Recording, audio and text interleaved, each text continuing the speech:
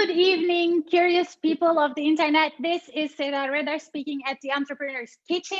Yet another exciting episode. Tonight, it's going to be all about music, entrepreneurship, and shopping, one of our lovely topics. So at the other end of the line tonight, we have Christoph Andexlinger. He is the head of center management for SPAR European shopping centers. And he is not only an entrepreneur, but also a musician. So, hi, Christoph. Hi, Seda. Nice to be here. Nice to be here because I'm not so often at my apartment, Well, great to see you, and I think you have really hip headphones. Yeah, thank you. This was the advice. I think it was the advice of a very good friend of mine, whom you know. Very good, and I'm very happy with them, really. Yeah, they're quite awesome looking. They're very nice. We're just not allowed to say the brand name, but if you want to ask on Slido, I can just whisper it into your ears. Our Slido code tonight is 75997 75997. So if you guys have any questions, please tune into Slido for Christoph. Christoph, awesome. What are you doing? At the moment, I'm waiting to be able to prepare something. As I'm working for a company who has its core business in food retailing, I think it's always the managers who don't have time for preparing food. But our boss is very keen on doing that, so we have to do that too. Also, I'm not in the food retailing business. I'm in the shopping mall business. Exactly. But the food retailing is always our anchor store. So we have to deal with them. Actually, it's really cool. We have to talk in private. I might have a couple of improvement suggestions for your online always. Always. We are always open for new suggestions. We are living from that. Yeah, I'm a very keen online user. So, but let's not do any more advertisement for your company. Although it's obviously a good one because that's why we're on the show. So, what are you preparing tonight? Well, I thought, as I'm living in Salzburg, I'm not cooking something special from Salzburg, but I'm a Tyrolean. As you can see on my head, it's not Tommy Hilfiger, it's the Tyrolean flag. You see? Yeah, let me go get my microscope. But yes. Yeah, okay. Really cool. I thought to myself, it's something that I like very much. And as I most of the time don't know when I'm coming home, if I'm coming home, it's always good to have something to cook, or let's say to prepare very fast. Mm-hmm. And the only thing you need for that is to prepare it, is you have to prepare the beer. The beer has to be cold. So, and it's very important. Yes. This is the important part of it. And it's not a Salzburg beer. It's not a Tyrolean beer.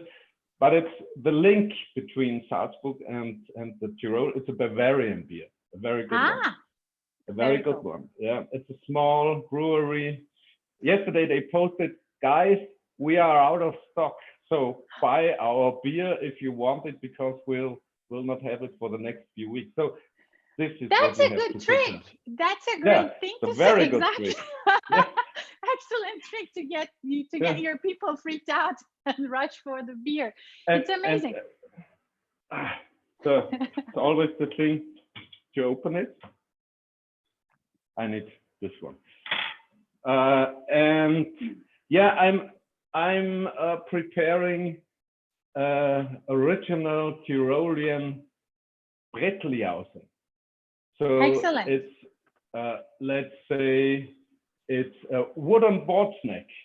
Yeah, so, I love it. I think it's really cool. Whenever we go to for a hike, we always after the lunchtime or around lunchtime when we arrive at one of those, mountain huts, we'll always get Bretteljausen. It's a great healthy way of eating. It's really good. So you're going to have some cheese, I assume, and some cold cuts. I have some cheese, and whenever I buy the cheese, of course, at our company, yeah. May I say the name, or may I not be allowed that it's SPAR? We know you're I will not mention names. the company. and when always I buy it, I unpack it and put it into this, you say, butter paper, yeah? Okay. Mm-hmm. Because it looks better when you come home and it's not the plastic. Perfect. It looks better. Well, your eyes eat with, we say, right? The eyes have also a stomach. So let me introduce my food or my beverage. I'm going to try my hands on an old-fashioned today. My husband is going to freak out the way I do this, but everybody who likes old-fashions, just switch off your televisions right now, because I'm going to be doing all sorts of things that are not accepted by the professionals, but I don't care. So for that, I need Angostura bitter. Then I need some rye whiskey. In my case, I'm using bourbon, an orange. There's more bourbon than anything else in your kitchen, eh? Well, and also some sugar. So I will be preparing it as we speak. Well, Christoph, I mean, it's like 7 minutes into the show. We haven't gotten, past food, but right now we're doing it. Tell me, how does your whole business right now look like from different perspectives, especially from the center management perspective, after and during this crisis? How did it affect you? Well, I would say what could be worse would have been if there would be placed a bomb or something like that. So we were in a situation where we had the complete lockdown, except some shops that you need for everyday life, and all the other stores had to close. And the most important thing for us is not that we maybe lose the rent for 1 month, 2 months, and so on. The most important thing for us is which of our tenants, of our shop partners, we call them partners, will be alive afterwards. So this is the main focus we concentrate on. So we have to work together very, very closely. We have a lot of discussions with our government, with the ministries, and so on, how they should support them, because we say you don't have to support us, support our tenants, then they will be able to pay the rent. It wouldn't bring something if the government pays directly to us and the tenants don't know how to deal on with that. Yeah. And on the other side, the positive thing of COVID, from my personal point of view, is it's really now a situation where you have seen over the last few weeks what is really important. So how that, especially I'm now more than 20 years in the shopping mall business, but especially for our youngsters, for our rookies, I mean, they can, and we can learn so many things every day that are important or that are not important.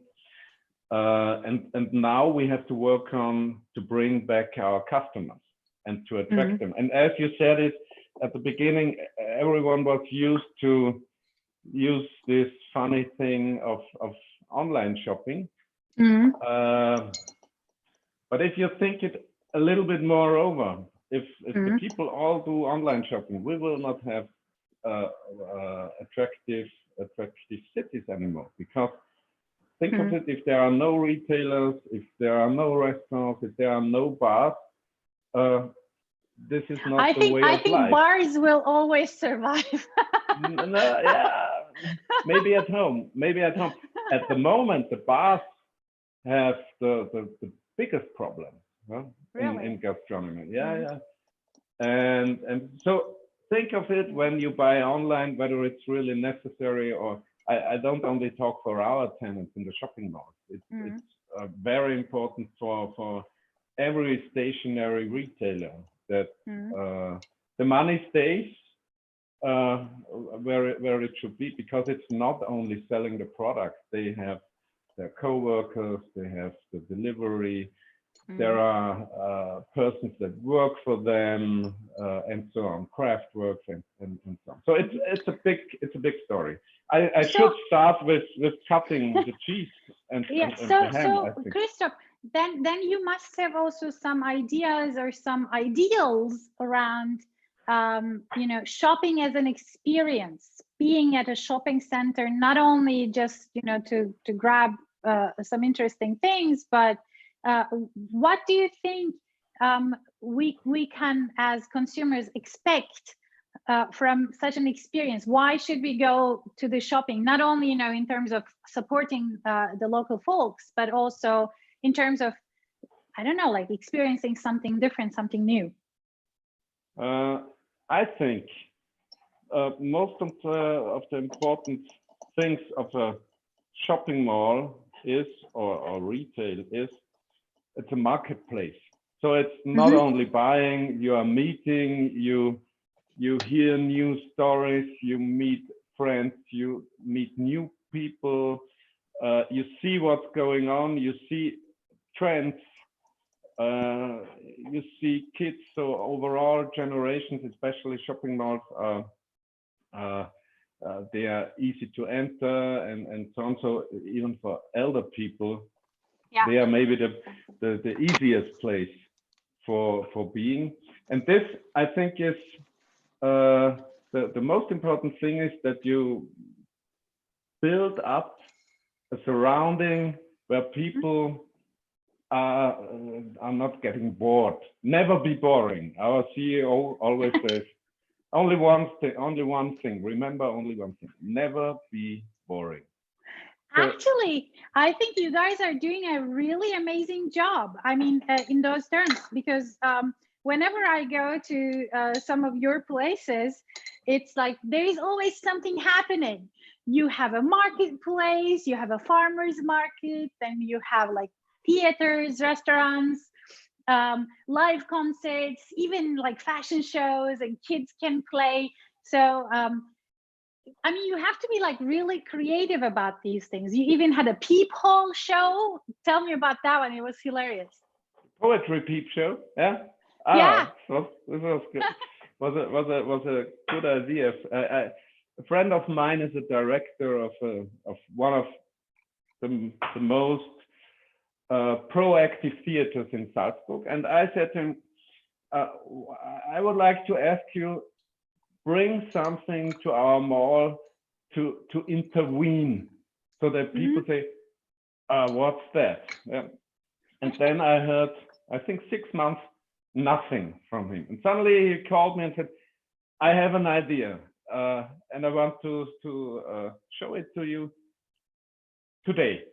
I said, okay, now I've waited 6 months. Okay, come on. And he said, he came with a small box in it. There was a model in it, and then he put it out and said, this is the peep show. I said, hey guy, what? We are family shopping mall. Yeah? We cannot have peep show. No, wait. It's a poetry peep. I said, awesome. What's a poetry peep? And the story was, it was a box 2.5 meters high. It looked like a whale, and you went in, and inside it was completely quiet. So it was technically made with the surfaces and so on, but it was completely quiet. And then there was a window. Maybe this was the peep part of it. And behind that window, there was sitting an artist. And you had the possibility to choose whether you want a modern, an old-fashioned, a children, and so on, poetry. Awesome. And then you throw in one coin. I think it was 50 cents. And then the curtain went up, and the artist, a professional artist, like teachers, the artist read the poetry especially for you. You had a headphone on, and he was reading especially for you. And that's beautiful. And the funny thing was that especially the young guys, where you never thought that they would be interested in it. There was one guy, he really was, well, he didn't thought about it, that he even could be interested in poetry. And he went in, no, he came and asked, what's that? And one said, try it. And 3 minutes later, he came out and ran away. And then we said, okay, this was not his story. Yeah? 5 minutes later, he came with 10 of his friends and said, this is the thing you have to be. Yeah? That's the shit. That's really awesome.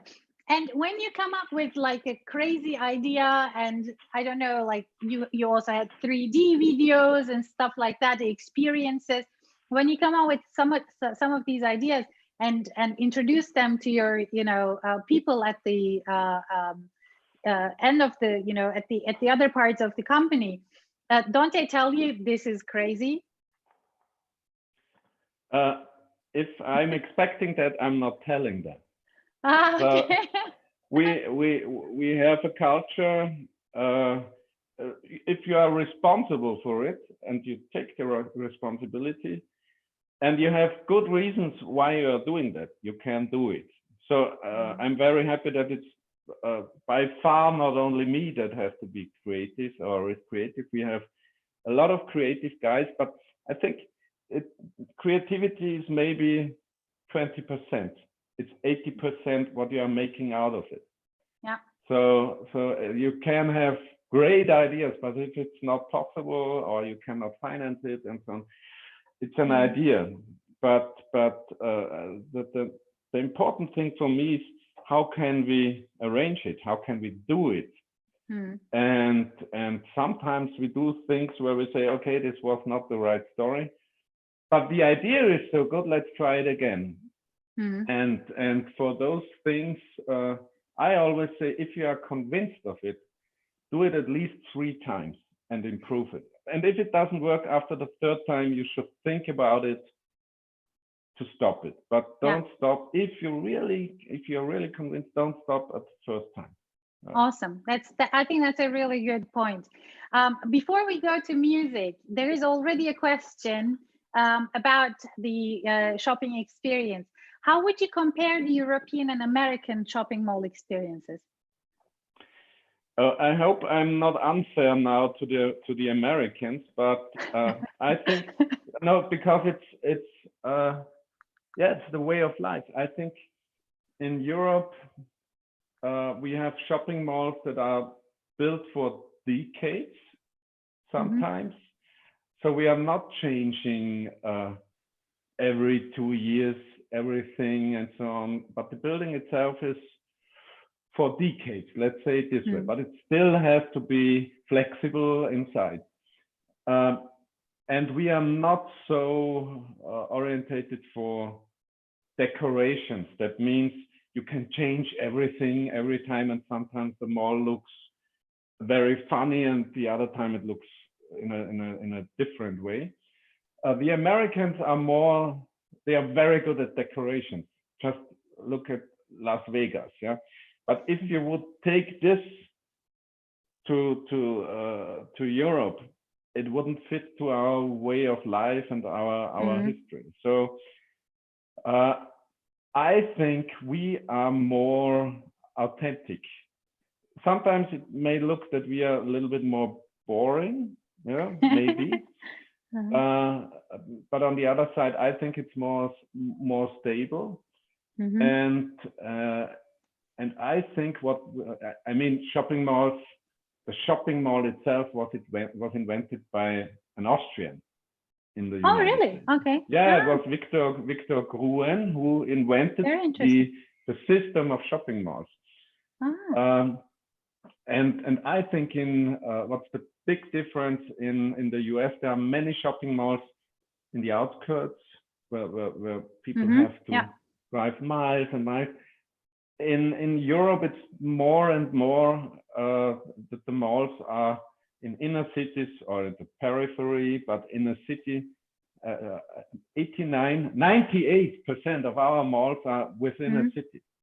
We only have one part of Shopping City Süd. Okay, interesting. Yeah.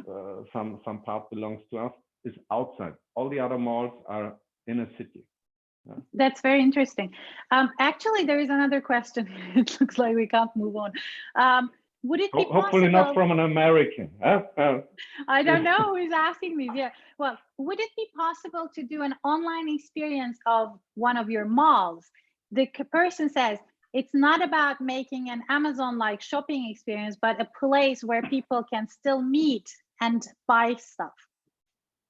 Like this, really going to a shopping mall experience in the virtual world. Very, very good and very hard question. Because I think where we are good in is making places where people can be there in reality. Of course, we use all those social media channels and so on for transporting our messages, but the experience itself, I think this is all a big difference between online shopping and stationary shopping. In stationary shopping, you meet people, you can ask them, and of course you can chat with someone who you will never see and so on. But if you have a problem, hopefully you will find him again. In the stationary retailing, you will find him again. And I think what we have seen in COVID is what's happening if we have no geographical nearby context, because I think it's not social distancing that we have, because if I see it with my kids, they had so much contact to my parents and so on, the WhatsApp and whatever. So there was no social distancing. It was a geographic distance. No. They haven't seen their grandma and their grandpa now for, I think, 3 months or something like that. And they see that social media is not everything. Yeah? And I remember the evening when I think it was last week, when I had the first meeting with 2 friends in a bar, where we had to sit down on a table, and we said, "Oh my God, this is better than sitting at home." Well, I think so too. I just recently had my first get together again, and I was like, "Yay! How awesome!" Well, how about music? I mean, you play concerts, you have a very successful band, The Sellout, and now you're not playing, you're not able to exactly. Well, I have to say that Christoph is a formidable keyboard player. He's a great improviser.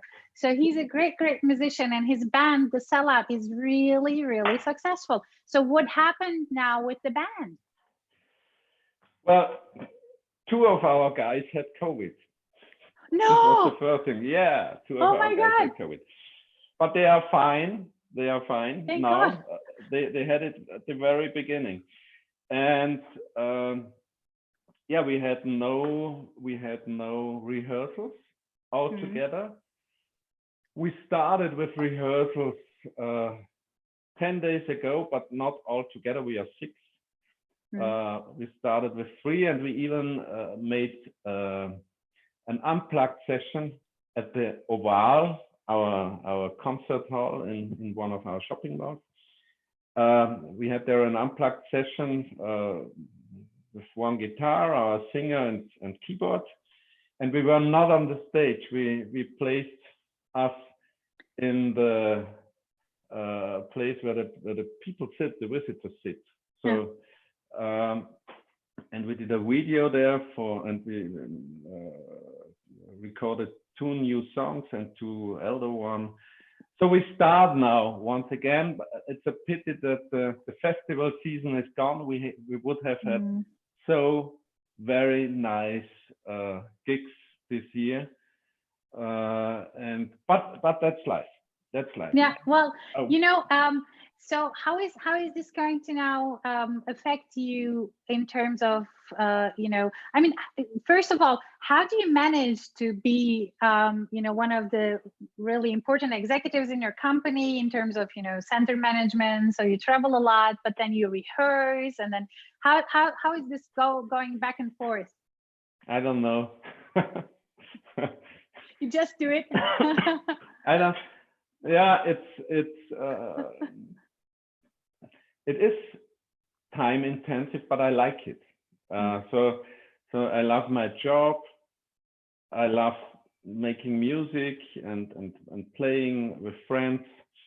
I'm also working for the International Mozarteum Foundation, and these are all things where I get a profit. So playing in a band, I get a profit for my daily job.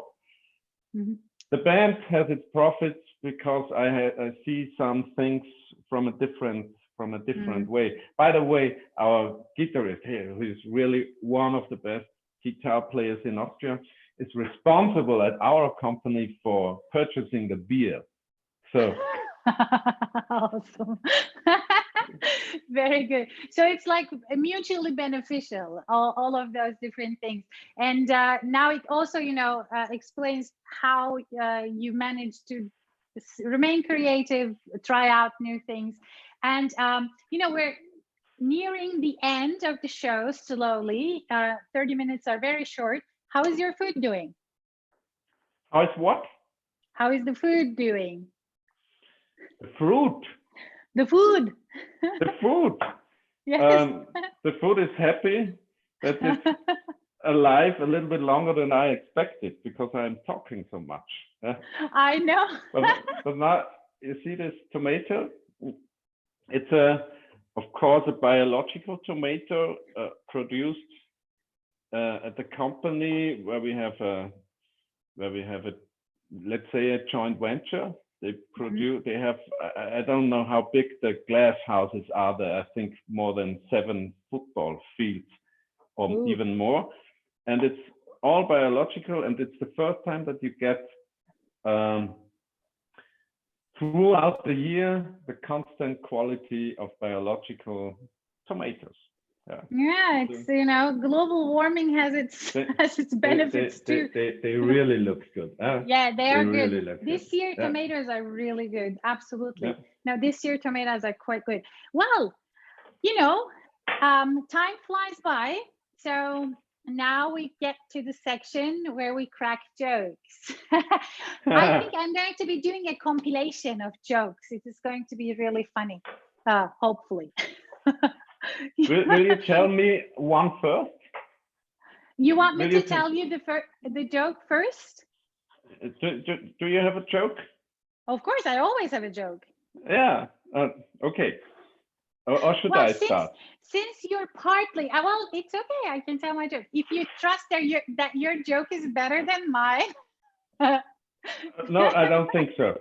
I'm a really bad joke teller. Do you say joke teller?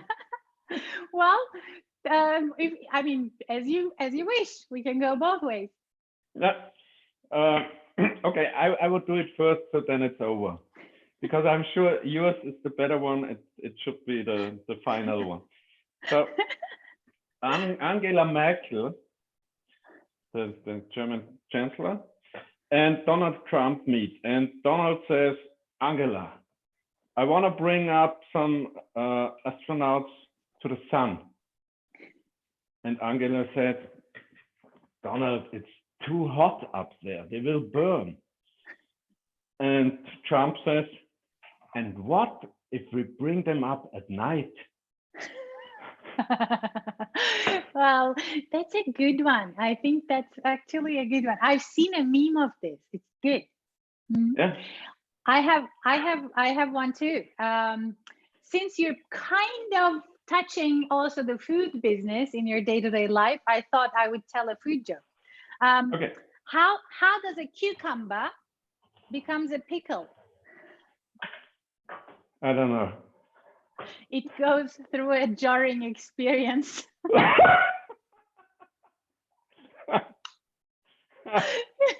It's the Thank better you for one. laughing. So well, It's the better one. It was a good decision that I told mine first.